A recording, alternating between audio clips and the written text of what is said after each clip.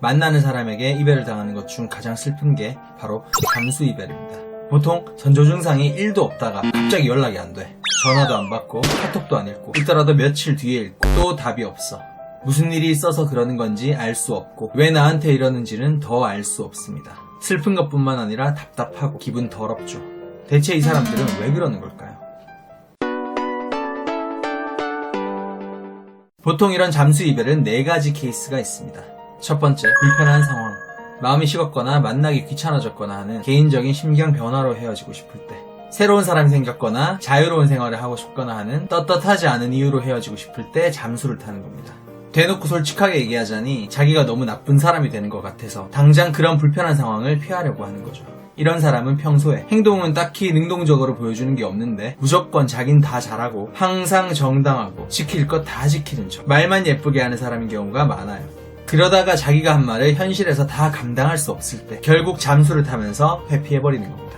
사실 인간은 자기를 위해 살아가는 자기중심적인 존재입니다. 그렇기 때문에 과하게 너를 위해 무엇이나 할 수 있다, 무조건 지킬 것 다 지킬 것이다 라고 호언장담하는 건 애초에 현실성이 없죠. 실제로 행동할 생각이 없는 사람이니까 그런 말을 뻔뻔하게 할 수 있는 거예요. 그래서 과거나 현재 행동이 크게 특별할 게 없는데 뭐든 다 해줄 것처럼 나는 다르다, 특별하다고 주장하는 사람을 만나면 이런 유형의 잠수 이별을 각오하셔야 됩니다. 두 번째, 개인적인 문제. 사업이 망해서 회사 퇴직을 해서 빈털터리 백수나 빚쟁이가 됐거나 요즘 외모가 엉망이라서 기분 안 좋은 일이 있어서 만날 기분이 아니라서 등의 개인적인 문제 때문에 잠수를 타는 경우도 있습니다.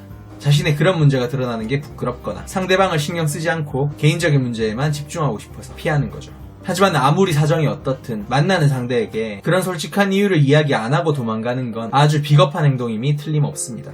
최소한 개인적인 문제로 잠수 탈 거면 확실하게 얘기를 해주고 이별당할 입장에서 깔끔하게 마음 정리할 수 있게 해줘야죠. 보통 이런 사람은 상대가 기다리든 말든 걱정하든 말든 상관않고 언제든 자신의 입장이 불리해지면 잠수를 타는 유형이니 차라리 이번 기회에 거리를 두시는 게 좋습니다. 세 번째, 더 노력하는 게 귀찮은. 보통 사귄 지 얼마 안 됐을 때나 썸 탈 때 잠수를 타는 케이스가 이런 유형이 많습니다. 남녀가 만나려면 기본적으로 상대와의 관계를 위해 감정을 조율하는 데 신경 써야 하고 만나는데 물적인 비용을 투자해야 하고 일부러 시간도 내야 하죠. 이런 노력이 필수예요. 하지만 이 유형은 최대한 적게 만나고 최대한 덜 쓰면서 최대한 머리를 안 쓴 채 편하게 상대를 만나려고 하는 겁니다. 즉 가성비를 따지는 거죠. 근데 막상 나를 만나다 보니 생각보다 만나는데 신경 쓸 부분도 많고 시간 투자, 감정 투자도 더 해야 자기가 원하는 관계가 될 것 같으니 급 귀찮아진 겁니다. 그래서 그냥 도망을 간 거죠. 1, 2, 3번 잠수 유형의 공통점은 타조와 같다는 겁니다. 쫓아오는 사냥꾼에게서 못 도망칠 것 같을 때 그냥 머리를 땅에 박고 내가 사냥꾼을 외면해버리면 사냥꾼도 날 못 보겠지 하는 수준의 생각을 하는 거죠. 문제되는 상황을 직면하지 않고 회피해서 일단은 그 문제가 없는 것처럼 느끼고 싶어 하는 겁니다. 그래서 1, 2, 3번 케이스로 잠수 이별한 사람은 혹여 나중에 다시 연락 오더라도 절대로 받아주지도 말고 만나셔서도 안 됩니다.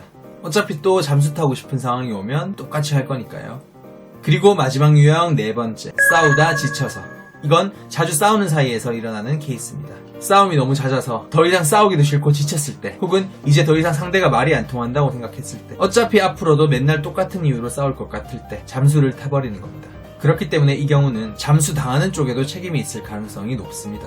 아주 사소한 내용으로 가볍게 다툰 정도인데 상대가 잠수 타는 게 아닌 이상 내 행동도 돌아볼 필요가 있는 거예요. 너무 황소고집, 똥꼬집으로 행동하지 않았는지, 입장을 조율하지 않고 일방적으로 내 주장만 하지는 않았는지 한 번 정도 생각해 보시길 바랍니다.